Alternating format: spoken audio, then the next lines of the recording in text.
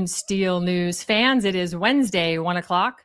Today, we're going to be talking about something that never should have happened in the United States of America.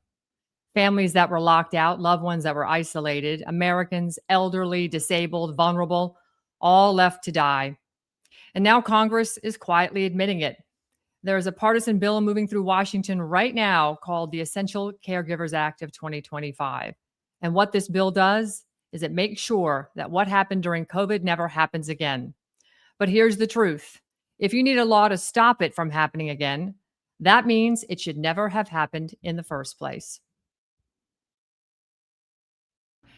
During the COVID crisis in upstate New York, nursing home residents were isolated from their families for months, sometimes years, and Governor Cuomo disgracefully called it protecting them. But the reality is that people declined rapidly in isolation and in most cases died without a loved one present. That wasn't protection. It was a policy failure of enormous consequence by Governor Cuomo and his administration that cost lives to thousands of seniors, not to mention the deadly nursing home order that he required nursing homes to take COVID-positive patients where they didn't have the ability to handle these patients. Sadly, many of those same bureaucrats responsible for carrying out this disastrous policy are still working in Governor Hochul's administration. That's why I, along with my co-sponsor, Representative Larson, Fitzpatrick, Panetta on this committee and numerous others have reintroduced what's called the Essential Caregivers Act, a bipartisan, bicameral legislation that guarantees nursing home and long-term care residents the right to in-person access to a designated family caregiver, even during a public emergency. It also directs CMS to establish clear, uniform safety protocols so visits can continue safely. Families and friends are visitors. They are loving caregivers, and they advocate, they catch things maybe that a nurse or staff would not, and cutting them out of the facilities didn't protect the seniors, it actually accelerated their decline. I was wondering, because of this situation and the isolation of so many nursing home residents, which contributed to serious physical and cognitive decline, independent of the virus, by the way, given the department's guidance and generous access for designated caregivers in nursing homes, do you share the view that maintaining family access during emergencies is a patient safety issue and not just a quality of life issue? Absolutely, and we made a lot of mistakes with the countermeasures during the COVID pandemic, including shutting down the schools, shutting down businesses. Those things kill people, and it's one of the reasons, in my opinion, that we had the highest death rate of any nation in the world. We lost 3,000 Americans to COVID for every million population. There were other countries. Joining me today is Lori Madigan. Lori lost her husband, Jim Madigan, during COVID under these exact conditions. And she is now fighting not just for him, but for thousands of families who were denied the most basic human right to be with the person that they love. Lori, it is an honor to have you with us today. Thank you so much for being here. Again, my sincere condolences to the loss of your what looked to be an exceptional husband with a wonderful marriage. Tell us what happened and what you were told when you tried to be with him. Thank you so much for having me on, Ann. So we went to the hospital. We were already under doctor's care, and we were told to go get a CT scan and a breathing treatment. He had a really heavy cough. We were over COVID already. We didn't have any other symptoms, just this heavy cough, and it restricted his breathing. His pulse ox dropped when he had a coughing fit. So we went to the ER, and they told me to kiss him goodbye. Leave him there, kiss him goodbye. I went to go pull his mask down to kiss him, and they told me, they yelled at me, actually. They said no. So I listened, and I just kissed him on the outside of the mask, and that was the last time I got to kiss him. We were in, the hospital was open to the public, but it was not open to COVID patients.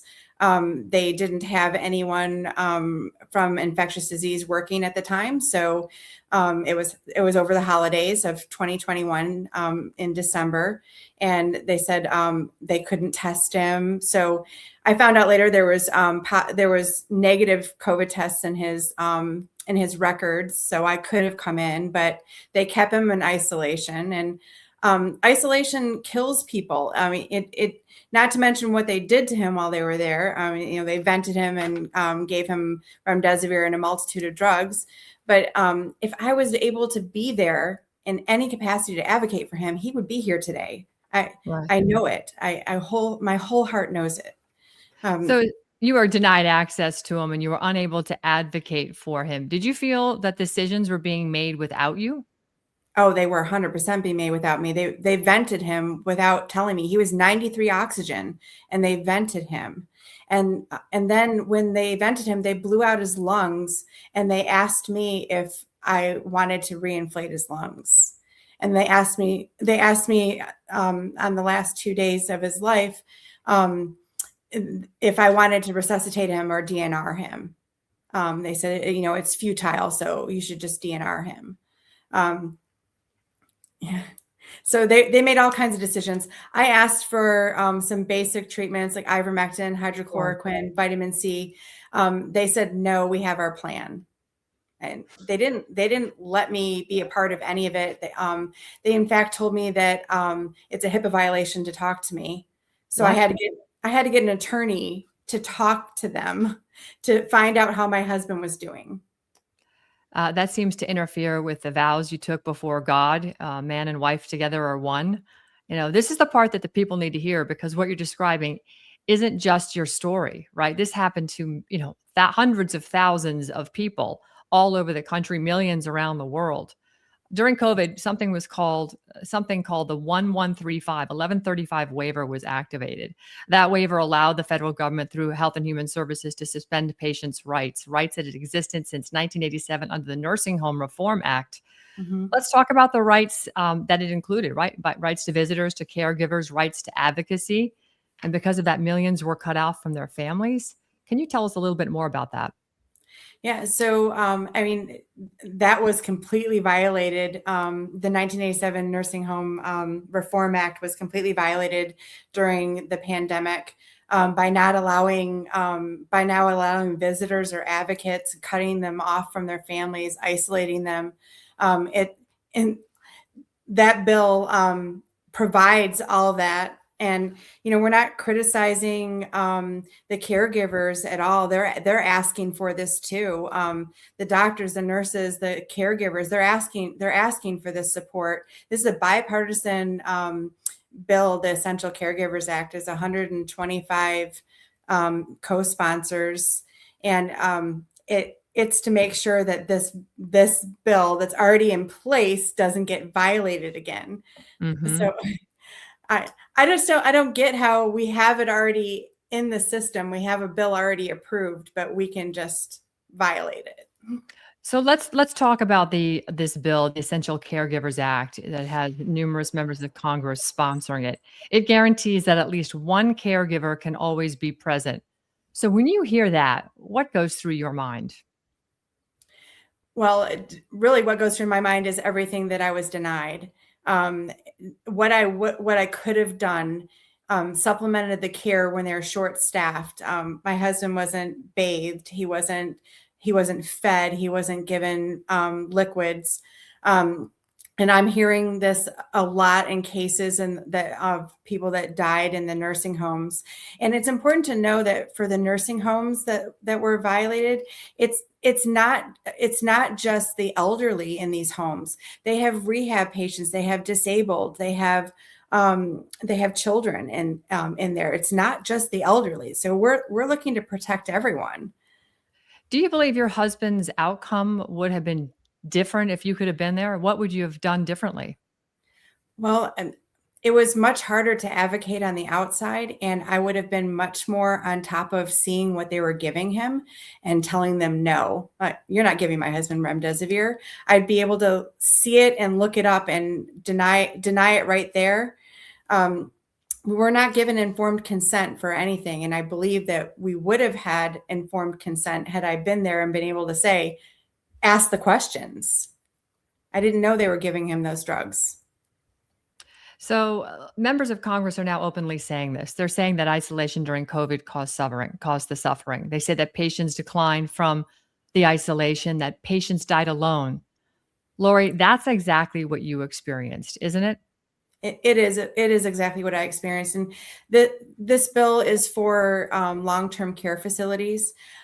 I would really like to see it expanded on the state level to the Never Alone project, to have Never Alone legislation in Michigan. I'm looking for someone to sponsor it and draft it here. But yes, we need this. We need our rights protected and to be able to be with our loved ones. The isolation, they're estimating, caused around 40,000 extra deaths from just pure and from loneliness, from being alone, from failure to thrive. So, looking at this list right here, these are Essential Caregiver Act supporting organizations and individuals. It's a big list from AARP, the American College of Healthcare Administrators, the American Geriatrics, Alzheimer's, the Association of Mature American Citizens, which is AMAC, ARC of North Carolina, and the list goes on.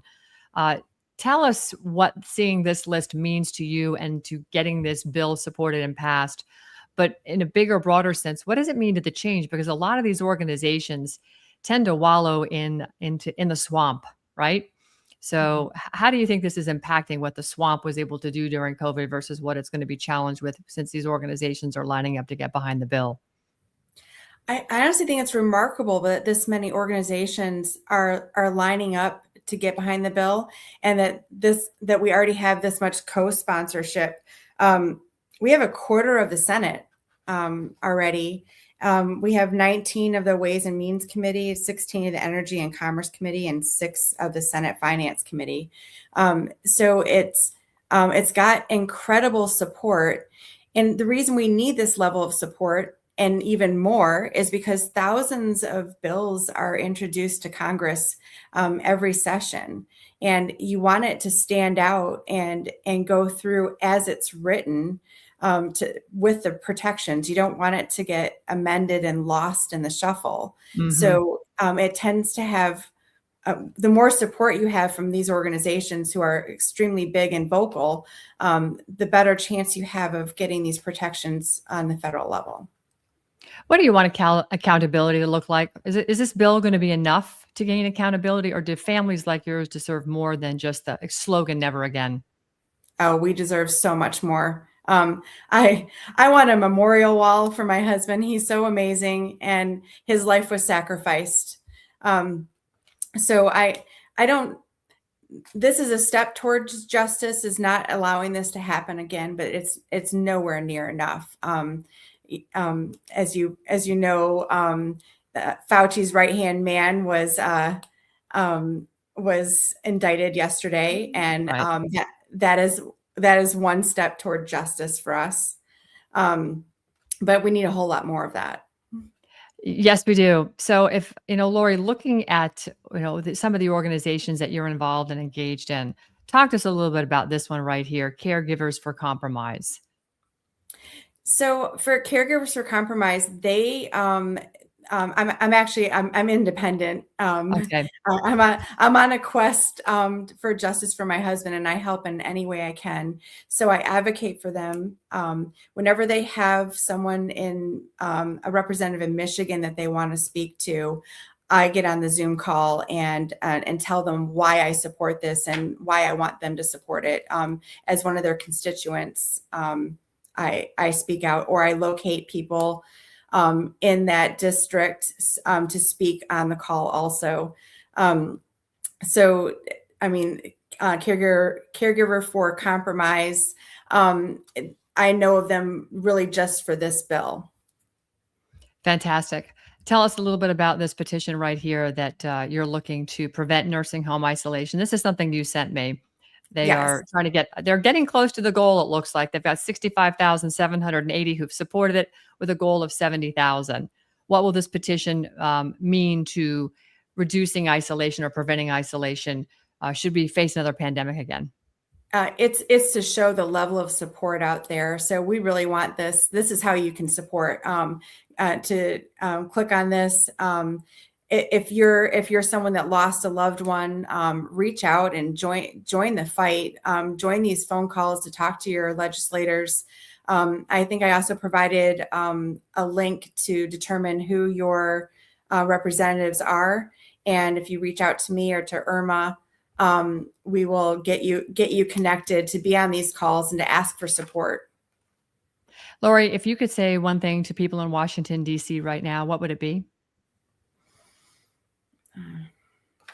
Gosh, that's a hard question. I have a whole lot of things to say to them. Go for it then. So you have the floor. You have the floor. First, I'd like to say to my representative, Representative Lisa McClain, please respond. I need your support, and I believe you're a compassionate person and should support your constituents. And I know you don't want people in your district to die. Never alone, never again. I love that. I love that very much. It's really quite dramatic to see that we are now in 2026. COVID started in January, February, March, we'll say, of 2020. We were dealing with something we had no idea what it was. There was a lot of fear. And then, of course, came the panacea, the vaccine, which a lot of people took. There was no informed consent given, which was really an atrocity and a war crime, in my humble opinion, considering what we know happened with the shots. But the protocols that were deployed as countermeasures, which is military jargon for, dealing with a bioweapon, is very telling in of itself that the world was put through something very, very horrific and very traumatic at a physical level, a health level, but an emotional and psychological level. And the fifth generation warfare that we continue to see ourselves in is being fought bravely because people like you who lost their loved ones are standing up.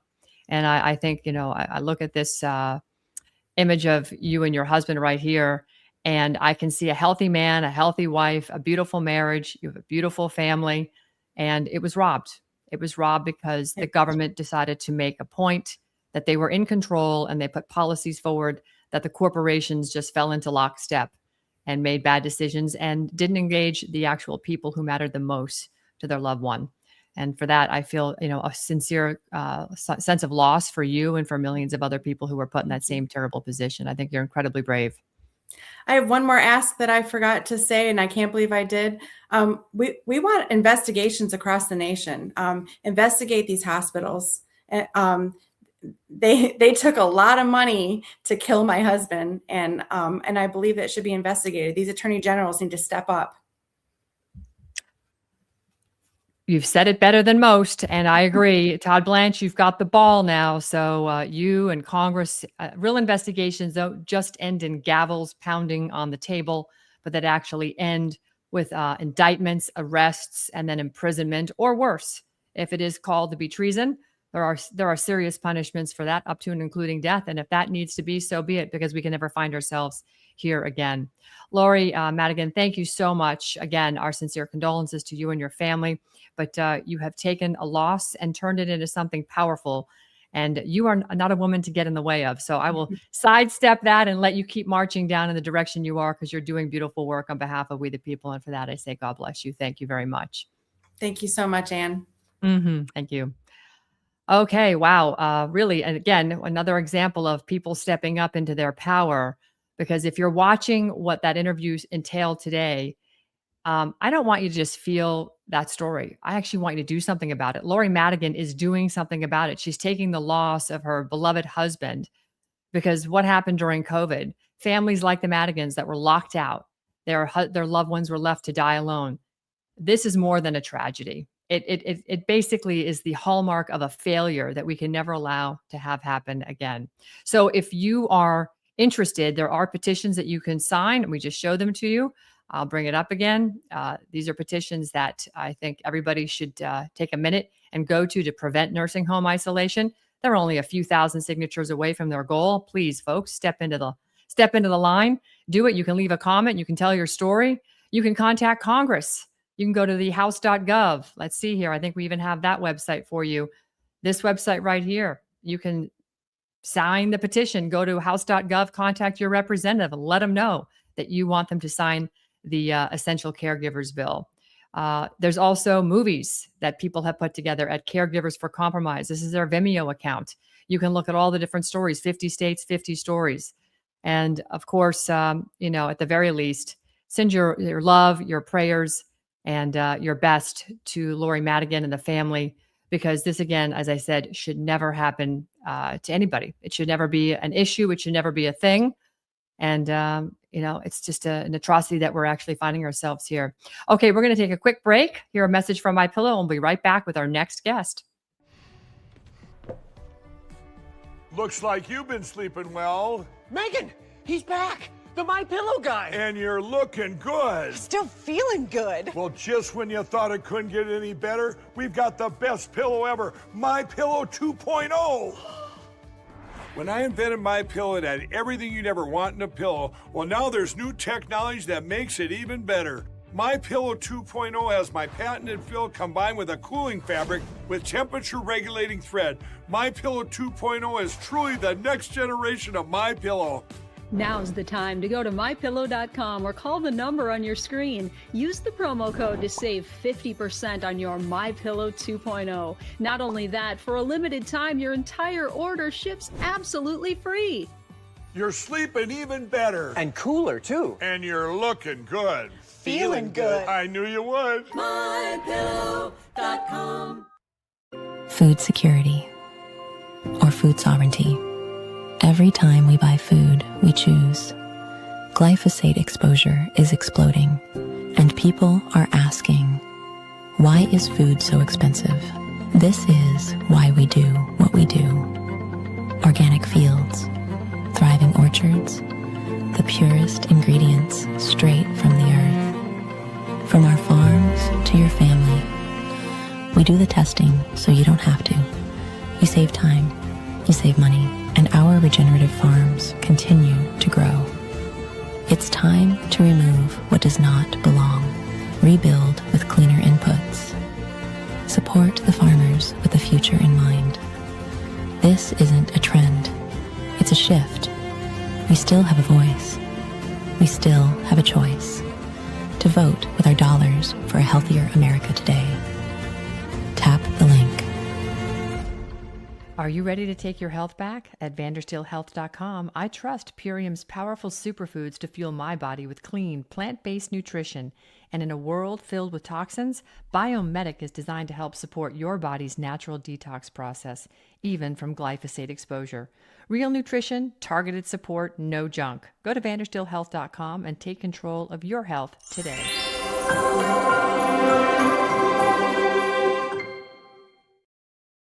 There is no law, and to date, nobody has been able to show that there is a law for the average American citizen working day in and day out to pay an income tax. But We the People Foundation for Constitutional Education put a full-page ad in the USA Today on July 7th, 2000.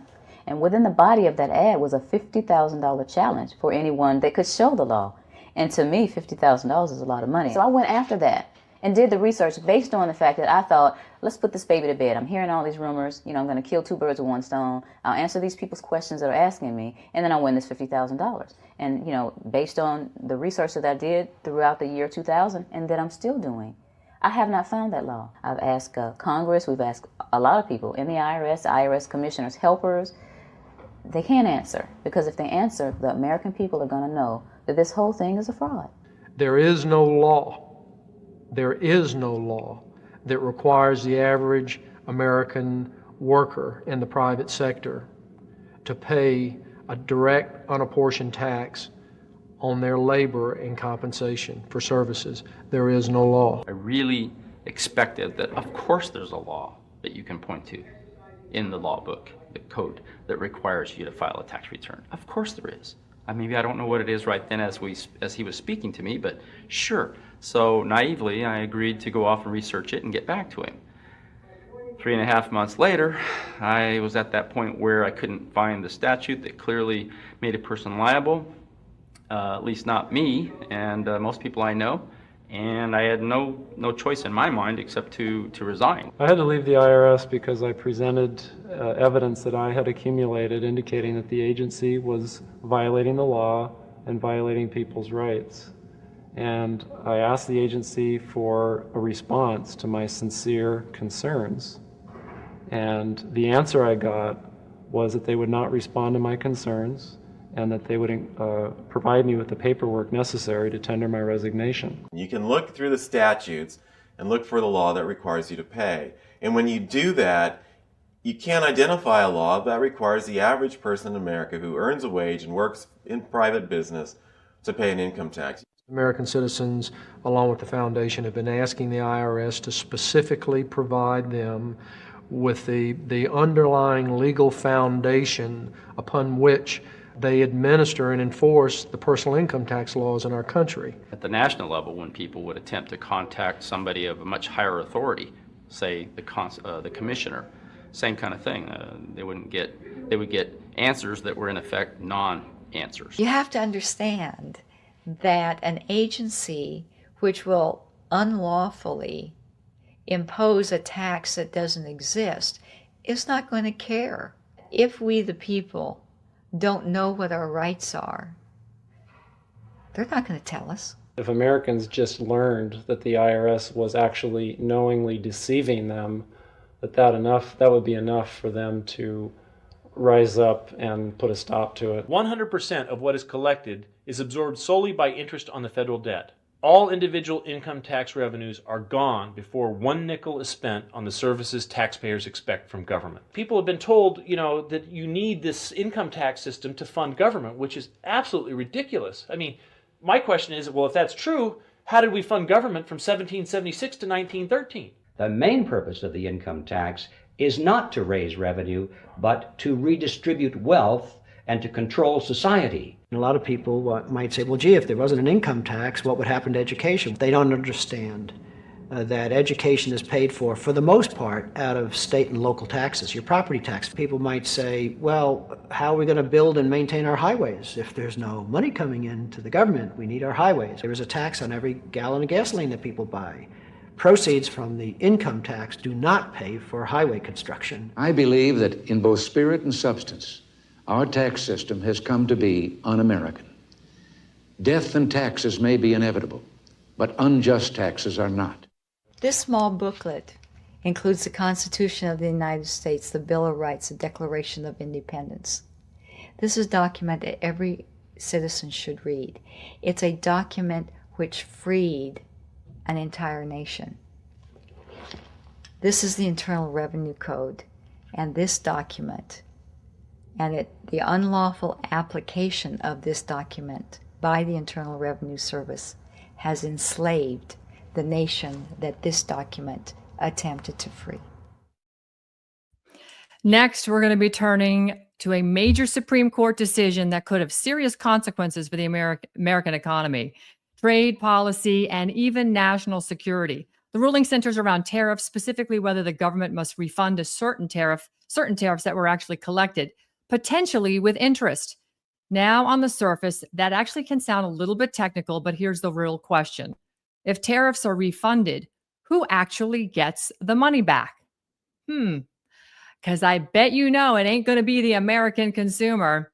Joining me now is Don Brown, former Navy JAG officer, Pentagon official, constitutional attorney, and former U.S. Senate candidate in North Carolina. Don, it is always great to see you. Thank you so much for being here. How are you doing? Doing great, Ann. It's an honor to be back with you as always. Thank you. I'm so glad you're here, because what did the court actually decide? What does it really matter at this point? Are we going to not see any refunds if we actually have to do a refund to these countries we've charged tariffs? You're asking all the right questions. You're referencing a February 2026 case in which the Supreme Court SCOTUS threw a big mess into the whole tariff situation, learning resources versus Trump. And President Trump had, of course, imposed tariffs under something called the International Emergency Economic Powers Act, and which I believe he had the right to do. But unfortunately for the president, and unfortunately for America First, in the 6-3 decision, the SCOTUS deemed that to be unconstitutional. In the lead dissent by Justice Kavanaugh, joined by Justice Alito, they point out that particular act allows a president to regulate importation when there's an emergency. The president had declared an emergency not only for fentanyl, but also for the trade imbalance. So they deemed it unconstitutional. And the first thing to remember, the president can come back and impose these tariffs under other acts. I won't go too deep into that right now. But here's where they left a big question. Who gets the money back? They left that wide open, didn't discuss it at all. I feel like they should have indicated that there will be no refund to put it into it. But then the Court of International Trade in one case comes in and basically issues a $166 billion judgment against the Department of Treasury to refund the corporations. And those corporations, you see, had already passed that cost to the consumer. So if this stands, and it is now in the Court of International Trade, U.S. Court of International Trade, if it stands, what it means is these big corporations will get their money back, but they've already made money off the consumers, and the poor consumers are stuck with it. So it was a disastrous opinion by the Supreme Court. They should have cleared it up. And now it's in the Court of International Trade, and we don't have an answer. But, you know, these trade imbalances have necessitated some of these tariff actions, the tremendous trade imbalances. We had $200 billion to China in 2025, $197 to Mexico. And folks need to understand that trade imbalances mean loss of U.S. jobs. So it's kind of a morass right now. We'll wait to see what the courts are going to do with it. Wow. Okay. So let's just make sure our viewers are on the same page here, because for those who aren't living in trade law every day, which I'm not, but what exactly are tariffs and who should be paying them in practice? Well, a tariff is an imposition of an additional duty. A duty is a tax on foreign imports that come into the United States. And presidents since the day of Thomas Jefferson have imposed them under various acts and theories to fix trade imbalances. For example, President Reagan at one time put a 100% tariff on the importation of Japanese electronics and computers, because the Japanese had stolen trade secrets and were basically ruining the American job market. You know, the presidents Bush and Obama put tariffs on steel and tire imports. The tariff is designed to protect American jobs, and it is the importer, usually the American importer, that must pay the tariff. Now, the purpose of the tariff is to encourage the American companies to buy from American manufacturers, not foreign manufacturers. But when these importers, then they turn around, they charge the consumer, you see. So, for example, there was talk of a tariff on French wine. So the importer of that red wine will pay the tariff assessed by the U.S. government. But then if they want to continue to sell, they'll charge it to the consumer.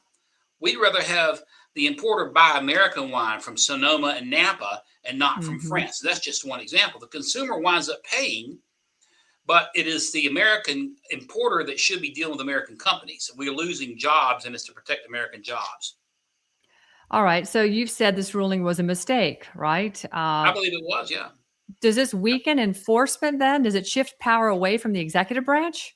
Well, in this particular case, it does. It's important to understand there are several statutes. The Article 1 of the Constitution gives the Congress the power to regulate importation.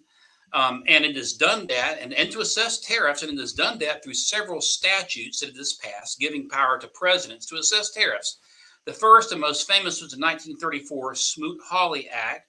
Then in 1962, we had another act called the Trade Imbalance Act. In 1974, the Trade Act.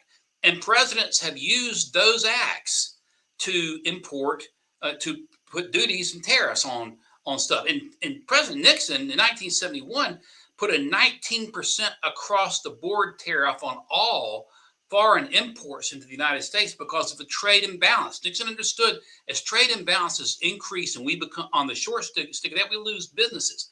That was done under something called the Trading with the Enemies Act, which Nixon used to impose tariffs. That Trading with the Enemies Act was the forerunner of the IEEPA, which President Trump used. And courts have upheld these actions by the executive almost on a routine basis up until this learning resources case that we referenced earlier. And you know, the Justice Kavanaugh wrote the dissenting opinion, but Justices Alito and Thomas, who I think are the two brightest minds of the court, were right on mark that the president had the authority once he declared an emergency to regulate importation, which includes tariffs. So I believe that the Supreme Court made a decision on the merits and also made a bad mistake by not addressing the issue of where who would be responsible for refunds or no refunds. So if refunds get issued, who actually gets the money then? Is it just going to go to the Right. corporations, or is anybody talking about how the corporations who know who bought what from them, because everything's electronically tracked now, right? You can go back to Costco and not even have your receipt, show them your credit card, and they go, oh yeah, I can find that item, that I'll refund you, blah, blah, blah. Will we get the money back? I mean, is there any discussion about that? There have been 2 cases filed in the Court of International Trade, and there was a judgment already from the first case, which is, by the way, has been dismissed and refiled in the court. I don't want to overcomplicate it, but in the first finding, the Court of International Trade ordered the United States government, that is the Treasury, to pay back the corporations. Nothing was mentioned about how to refund that money to consumers, and about 90%, it is estimated, of the tariffs that were assessed to these importers has been passed to the consumers, and therein lies the problem. Right. And so, how do you even calculate who bought what? So, if you and I, for example, if we were to go in, the wine store and buy, a bottle of French wine that has a tariff on it, how is that importer going to refund us, Ann? Or if we go and we buy electronics or anything else that we are now short manufactured on, there's no practical way for a court to say, well, Ann Vandersteel has to get $15 back for the tariff that she paid on March 1st, 2026. It's impossible to do that. And so what happens is big business gets a double dip benefit because the U.S. Treasury pays them, and they have already passed the cost to the consumer where they've gotten paid from the consumer. They're double dipping, and the consumers get screwed over. It is not a consumer first, nor is it America first. It's a win for big business and for globalists, in my opinion. Again, the American consumer, just like the taxpayer, is screwed again. Let's talk about national security, Don. How do tariffs connect to national security? Well, it's interesting because, I just had an op-ed published, and I'll send you a copy of it in American Thinker this week on the desperate situation we're in with shipbuilding, for example. Okay. In World War II, we were building a ship in 7 days. Now it takes us 5 to 7 years. The Chinese are building them 200 times as fast as we are. Our Aegis systems on our guided missile destroyers are being built primarily in Korea. We are not making things in the United States because of irresponsible trade policies, largely from the Democrats. You go back, they moved jobs overseas. And so we aren't manufacturing things. So when we have a trade deficit, that means that we're buying from manufacturers overseas and we're losing American jobs. Shipbuilding, for example, is national security. We've got a Navy out there trying to patrol the Gulf right now. We have 291 ships in the U.S. Navy, and the Chinese have over 400. And we can't build as fast. So it affects manufacturing across the boards. And so when we take, the United States invented the microchip. We used to make all microchips now. Now we make a handful, less than 10% of the percentage of microchips. And so we are having, for example, our missiles and our defense systems largely driven by microchips built elsewhere. Mm-hmm. And that's how it affects national security, because our defense becomes dependent on products that are made overseas that we can't make because we have foolishly shipped these jobs overseas through foolish trade policies. So it sounds like you're talking about economic leverage, foreign policy tools, and a supply chain control that the tariffs should have some weight in. But at the moment, because the Supreme Court has just basically thrown the baby out with the bathwater, we have been rendered impotent. Would that be a fair assessment? It is correct. Of course, the critics say, well, it cost the American consumers more. It might in some cases, but it wouldn't necessarily do that if these importers were actually buying domestically. And, you were able to increase your domestic production, increase your supply, and bring the prices down. They're not doing that. So, and I think that President Trump in this particular instance used this act that had not been used before, but he used it and he was within the bounds of the statute, as far as I'm concerned, to apply the tariff more quickly. He can actually go back under some of these other acts I've mentioned and other presidents have used, including the 74 and the 62 acts, and reimpose these tariffs. And we're back to square one. It'll just take a little longer because there are more procedural prerequisites set forth in the 62 Act and the 74 Act than the act that the president used that was struck down by the court in February. So what precedent is this setting? Well, it's setting a bad precedent because, first of all, it's setting a nightmare on who's going to refund what. And Right. so if a president comes in, let's say, Presidents Clinton and Obama and Bush have used tariffs. President Reagan used tariffs, and as I say, even taxed 100% for a period of time on Japanese imports. You see, or electronics, I should say. President Trump, I believe, was intending to use the tariff as a temporary mechanism to force these foreign countries to play more fairly. I don't think he was meaning for it to be a permanent thing, but it takes a very powerful America First tool out of the hand of the executive, because the president is using tariffs as an America First tool to correct some of these trade imbalances that have been a result of some of these disastrous treaties that we have entered into to ship our manufacturing overseas.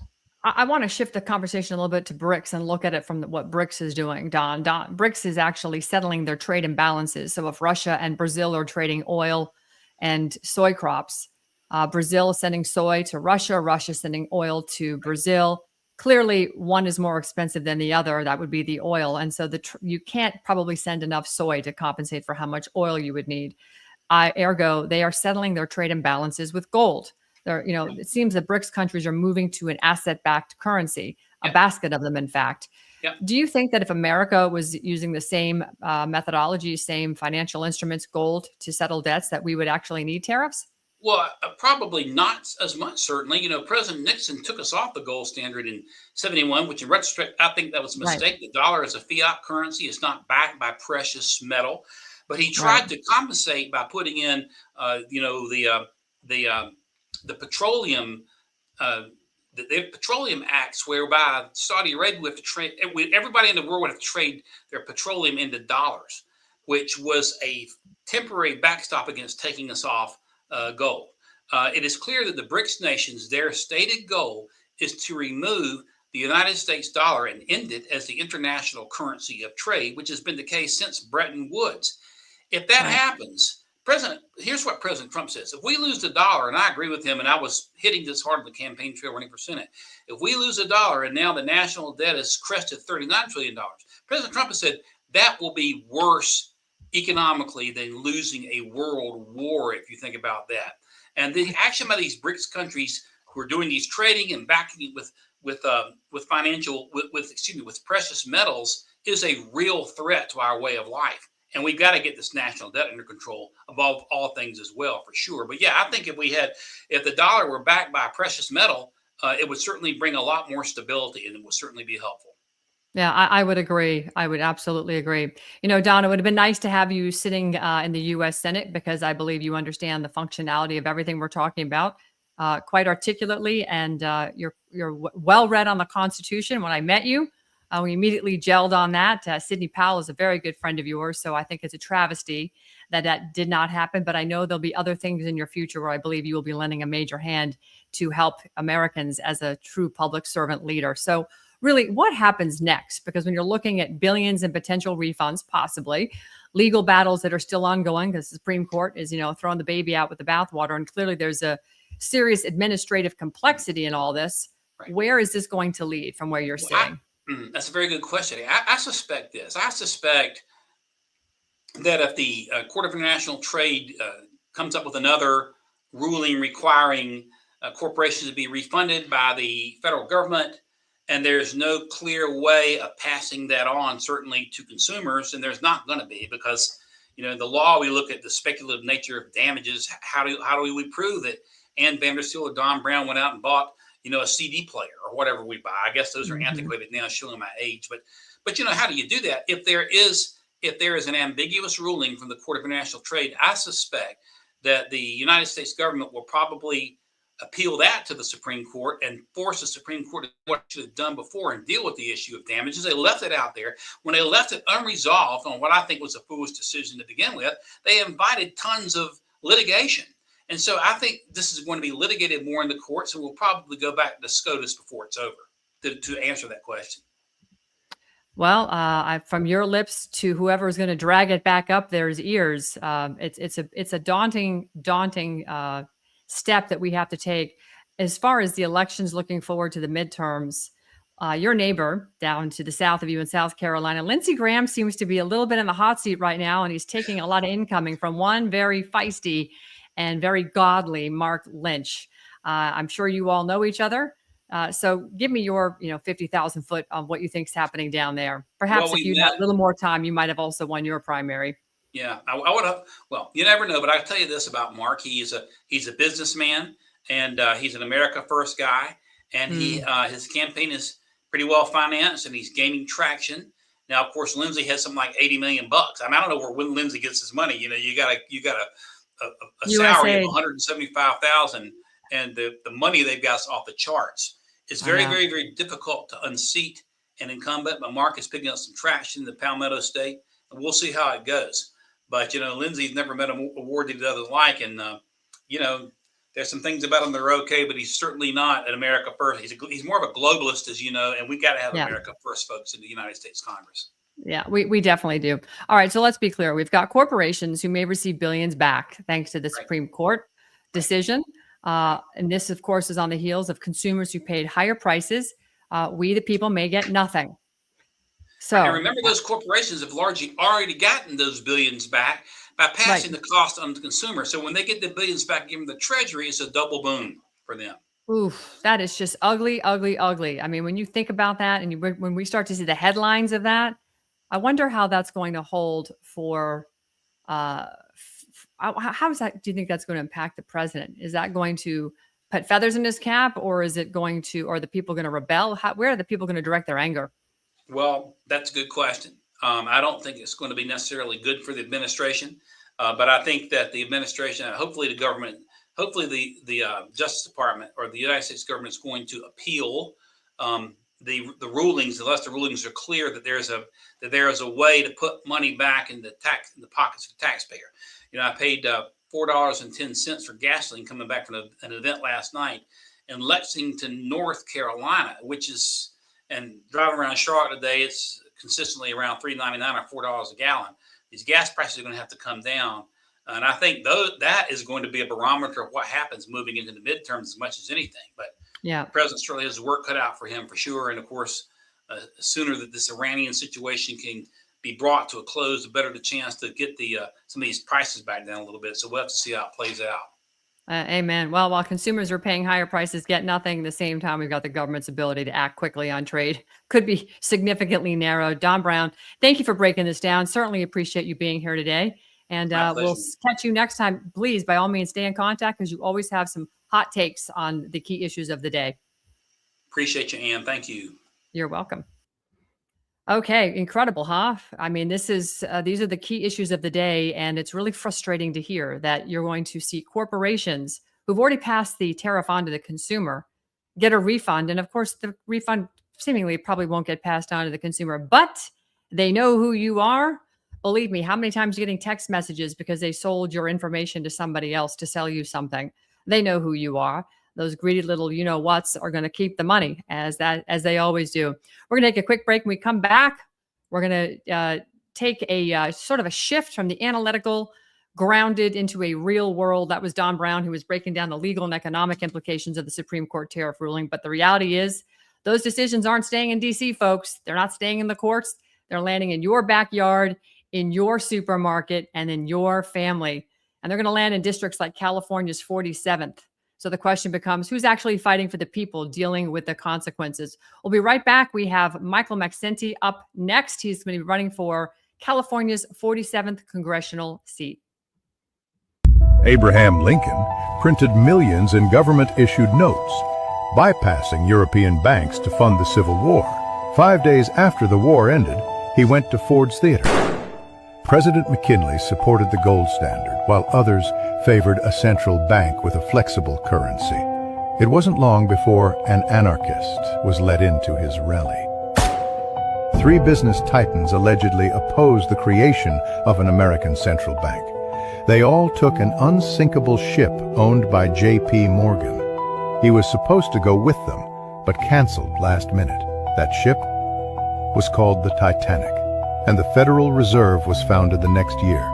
Senator Huey Long rallied against the Fed and tried to cap America's wealth. He was shot inside Louisiana's capital.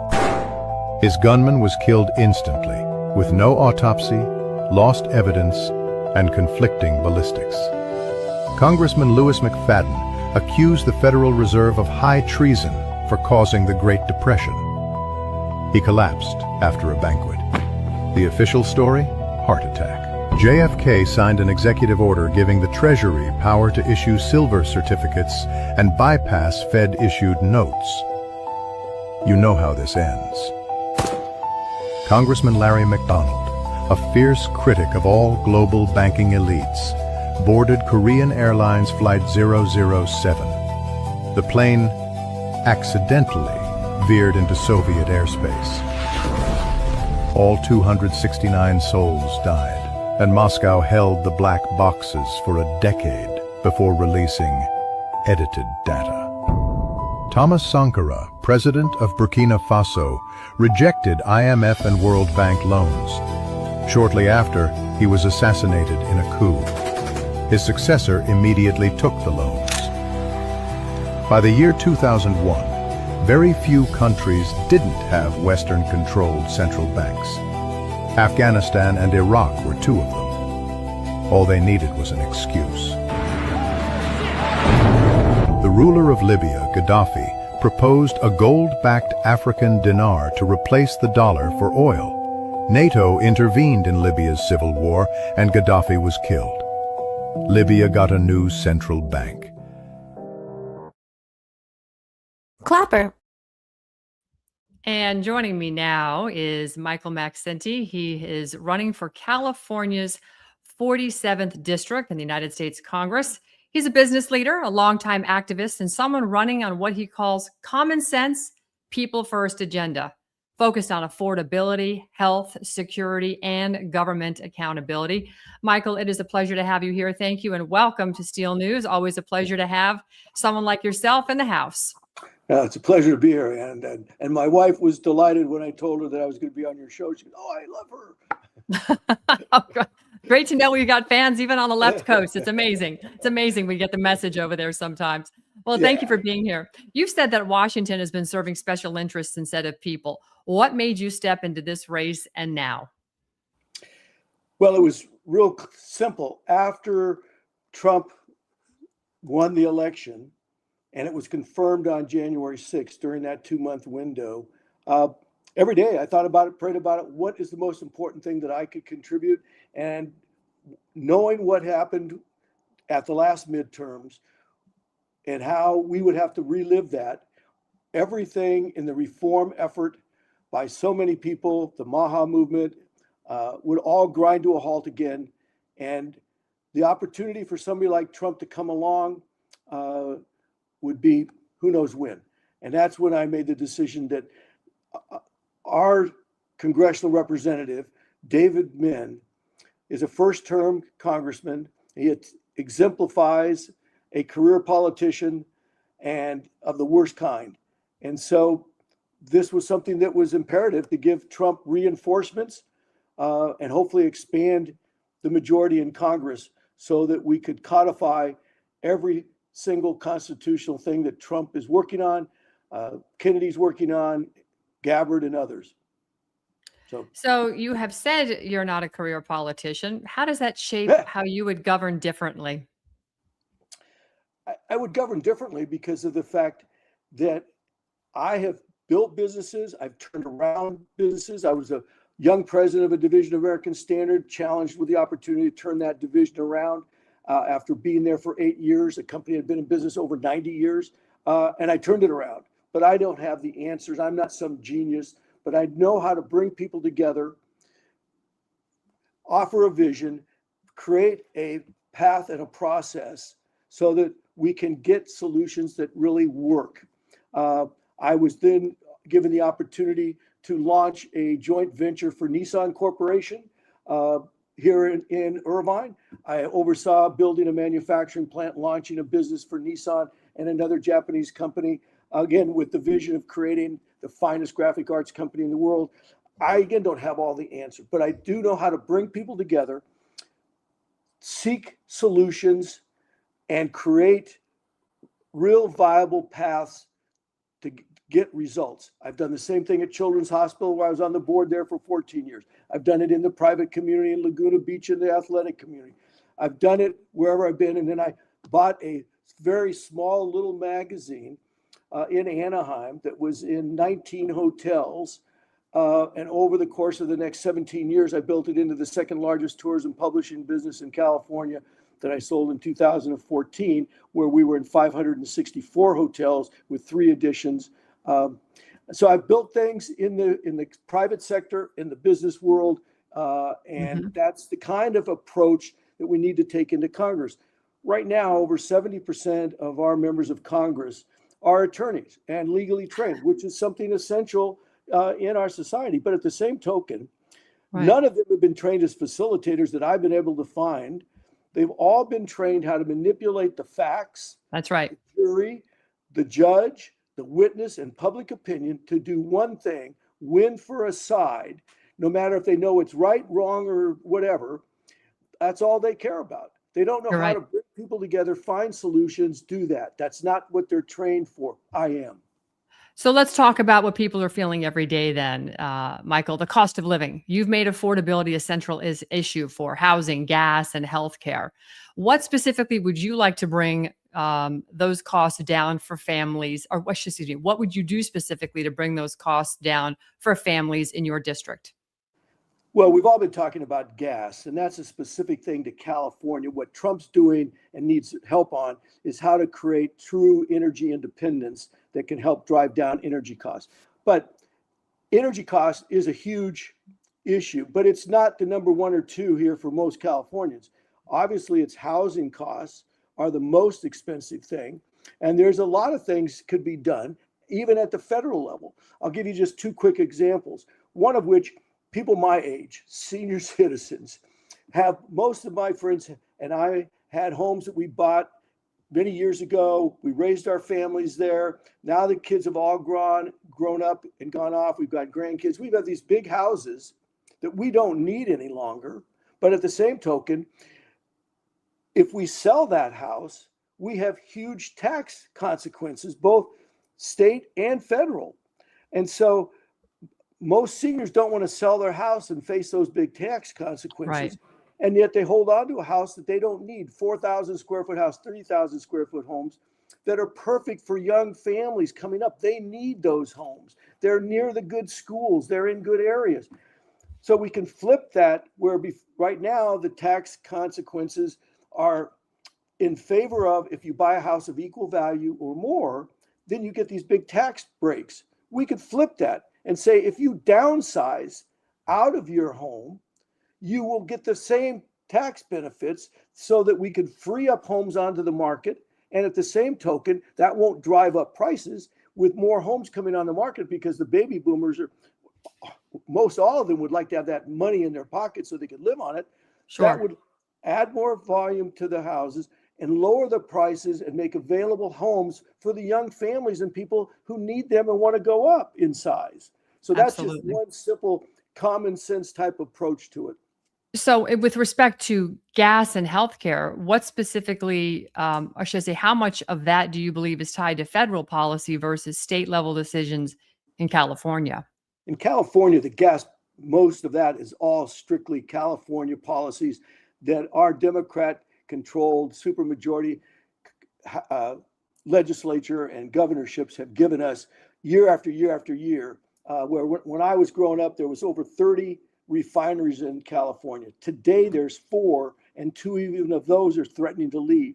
And we have a huge percentage of our gasoline and oil that's being shipped in from around the world. So those are state policies. Besides the taxation issues on that, that's more of a state issue.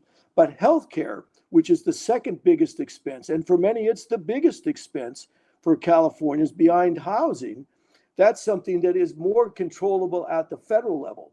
But again, Congress has not been doing its responsibility, because it is allowing for carve-outs for some of these, not only the pesticides, which is part of the whole health issue, but vaccines and others.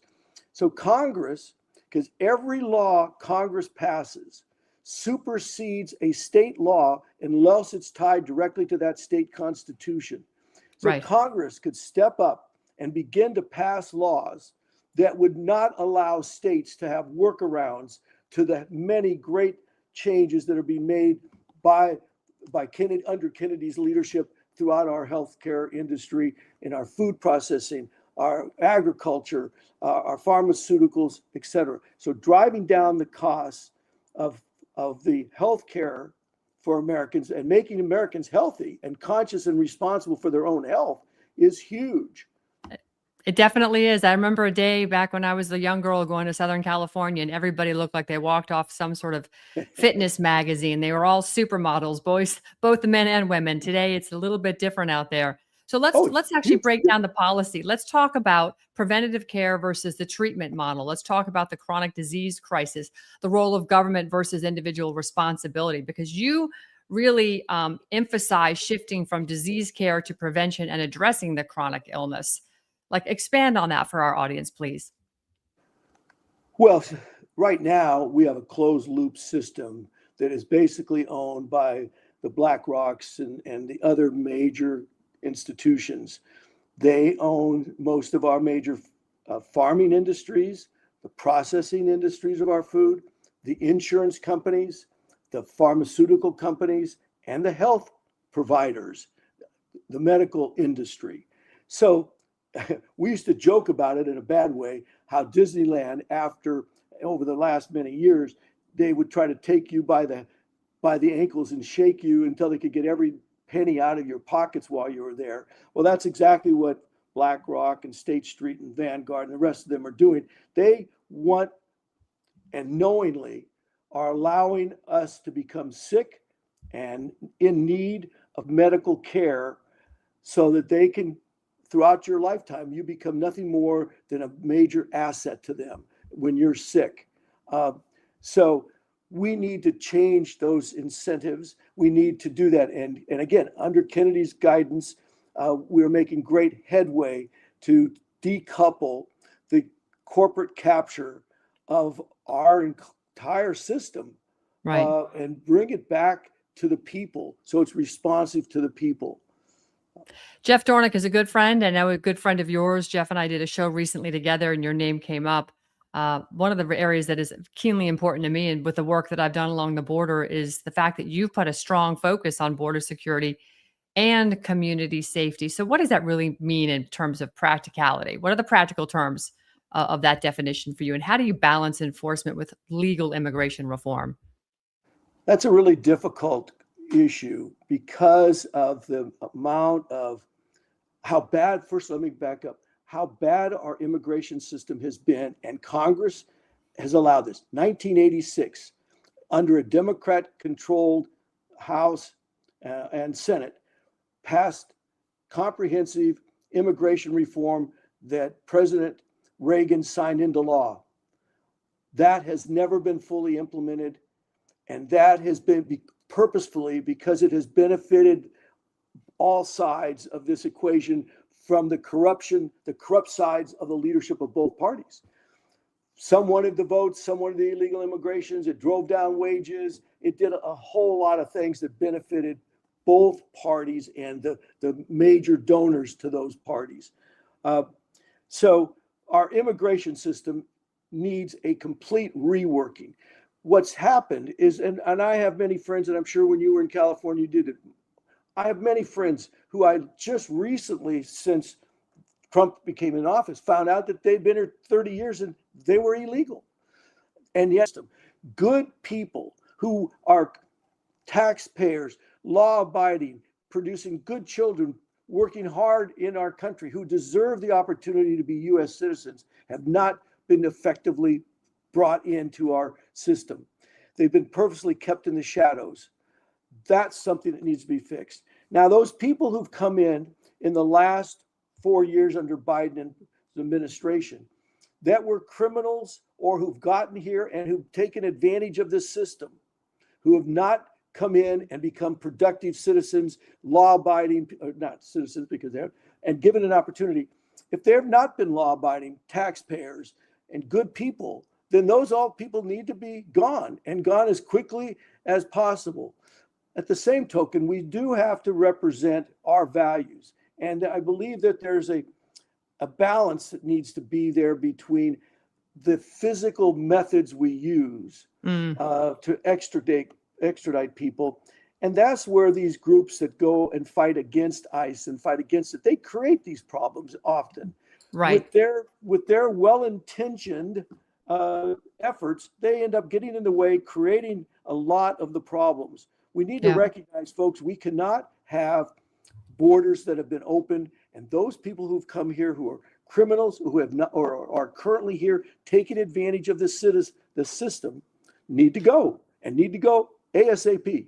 I totally agree. I completely agree. We saw a tragedy in Minnesota, Renee Good, who was shot and killed when her quote wife, live-in partner, whatever the other lady was, basically encouraged her to turn her vehicle into an ICE agent. And it resulted in her getting shot and killed in self-defense. It's a terrible story, but this is the kind of brainwashing that's out there. Let's shift a little bit here and talk about accountability, because that's a big item for you as well. You're talking about cutting waste, auditing agencies, perhaps doging them, all in order to restore the trust of your public. What does it look like on day one if you're elected? Well, I hear that. What would you do on day one? Most of these things solutions need to be brought forth that are effective and work. There's a number of things that I would want to attack immediately. First off, the issue of budgeting with zero-based budgeting, a full federal audit, a balanced budget amendment that a good friend of mine that I've been working with since 2011 is leading that charge, and that's David M. Walker. And a debt to GDP cap. We have to end the inflationary spending, and Congress, if you don't pass a budget on time, no budget, no pay. And that doesn't mean retroactive either.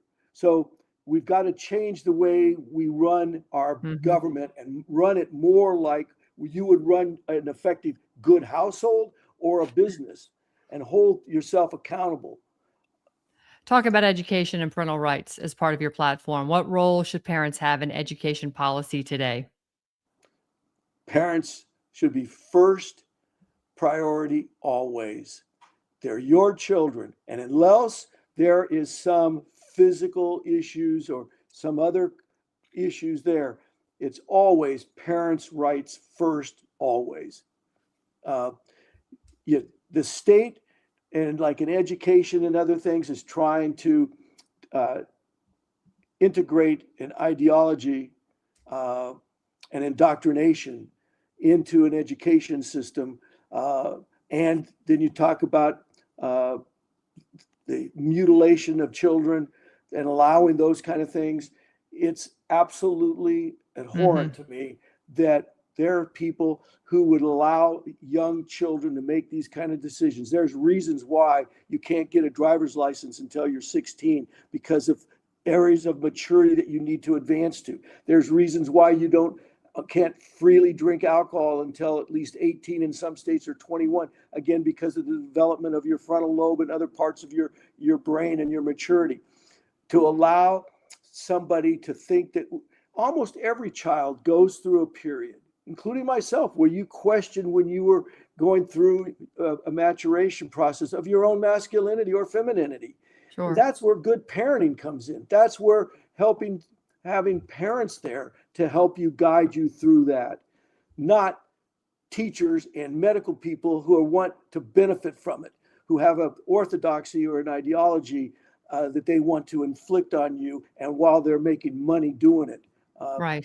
So parents' well, rights we're in first. agreement there. Government education should have no business in how you raise your children. It's there to give you the 3 R's. That's about it. Energy is another very important topic for your campaign, specifically affordable and reliable energy. What's your approach there, especially in a state like California? Well, we have to be very sensitive to our coast, to the coast and to our environment. But we need to now step back into nuclear and other forms of energy here that's safe now. There's lots of new technology that proves nuclear is safe. We have huge oil reserves in California, some of the biggest in the world. We need to tap into those. This push to move to green energy was, we all know, or most of us know, was done purposefully to enrich certain people, to give more control over the population. That was far too fast, far too irresponsible. We need to take advantage of the most efficient fuel systems we have right now, which is fossil fuels and nuclear, and work towards new energy sources that will be sustainable and drive down costs. But we have huge energy needs that need to be met, and met now with total environmental sensitivity. There's not like you have to do one or the other. We can do both. We can walk and chew gum when it comes to this energy. I agree with you on that as well. Looks like if you were running in Florida and you're in my district, I would absolutely vote for you. I'm voting for this man right here for governor. And I think the two of you would have a very aligned conversation, which is refreshing to see that men like you are stepping in to serve as servant leaders. So why should the voters in the California's 47th district choose you then? Because I am the only Republican that has the proven skill sets and the proven connection to the independent community, to the Mohawk community, to create the coalition necessary to win, to take out Dave Min in a district where they have a D+4 rating. But this district only voted 8,000 more votes for Harris than Trump. This is a district that is very winnable with a coalition of the soft, if you will, Democrats who are health conscious, with independents who want to see our government actually work on behalf of the people and follow the Constitution. And so the combination of the many great Republicans that we have who are truly committed to the founding principles of the Republican Party, that coalition is what's necessary to win today in California. And I'm the only Republican that has the connections and the proven credibility and track record to do that. I've lived and worked in this district for 50 years, and not my resume, because ChatGPT didn't write my resume, didn't fake that. I've got a 50-year open book of accomplishments of always putting myself out there on behalf of whatever task I was asked in my community, whether when I was coaching 18 youth sports teams, why I became president of the Little League, why I was on the board of directors for Children's Hospital for 14 years, creating the largest fundraiser in their history. Everywhere I've gone, I have a record of putting myself out there for others and the community. And that was the most difficult thing for me when I decided to run, was from Congress people like Chris Cox and Tom Campbell and others said, Maxine, the hardest thing for you to be is to go from being, they knew me, and you're taught as a child to always be humble. Let your deeds and your actions speak for yourself. You never talk about yourself in these terms that I just did. And they said, you're going to have to learn to become your own advocate, because that is going to be the most difficult thing. And it's been the most difficult challenge, was to be able to step aside and put myself out there as the product instead of that servant leadership role that I'm most comfortable in. But I'm committed to this because it's that important. And part of why I did this was in reflection upon the sacrifices of my generation and my father's generation that they did for World War II, and my buddies did in Vietnam. And then it's like, this is my time to serve, and I've chosen to step forward, because that's the only reason somebody like Hitler was able to do what he did, was because not enough people stood up. And you're right. I'm standing up. You're right. Well, goodness gracious, Michael Maxenti, thank you so much. It's an honor to have you on today. Please give my regards and my best to your wife. I look forward to meeting her. Perhaps you'll see us this June in Tulsa. There's another Reawaken America reunion. We're sort of getting the band back together again. It's going to be 2 days of a lot of fun, a lot of love, a lot of laughs, and a lot of learning. But we are still standing on principle, and it's lovely to see somebody else like yourself standing on principle as well. God bless you. We will continue to monitor your race. Jeff Dornick didn't disappoint when he connected me to you. Well, thank you so much, Ann. I appreciate it greatly. My pleasure. Okay, well, folks, wow, what a show, huh? 3 segments today, 3 very different conversations. We started with a human impact story. We moved into constitutional and economic consequences. And now we're ending where it matters the most. People like Michael Maxenti in leadership. Because at the end of the day, policy only matters if it actually improves people's lives. And that's the question voters are going to be asking during the midterms out in California and across this country. Michael Maxenti, I thank you and I salute you. Thanks for being here. It's just incredible because we've walked through those different conversations and they always lead to the same place, accountability. We need to get accountability for the families that have been harmed during COVID. We need to look at the Supreme Court that is seemingly running roughshod over us. And we have some serious questions about the fairness and authority and who truly benefits from these tariffs being overturned and the refunds going to the corporations. But we do have to always consider the leadership because it's a leadership, the servant leadership that we have that gets us to the point in which we find ourselves today because it doesn't happen by accident, people. These policies aren't writing themselves and these decisions don't enforce themselves. And consequences just don't appear out of nowhere. They come from people in positions of, quote, power, which means the future looks exactly like the choices that we make now. So on that note, I'm going to leave you. It's been an honor to be with you again today on Wednesday. I will see you again tomorrow. Have a fantastic rest of your afternoon. Stay safe out there. Don't twiddle your thumbs too much on X. Go enjoy a little sunshine if you got some. I am. I'm going to get outside right now. God bless you all and have a great afternoon. Food security or food sovereignty. Every time we buy food, we choose. Glyphosate exposure is exploding, and people are asking, why is food so expensive?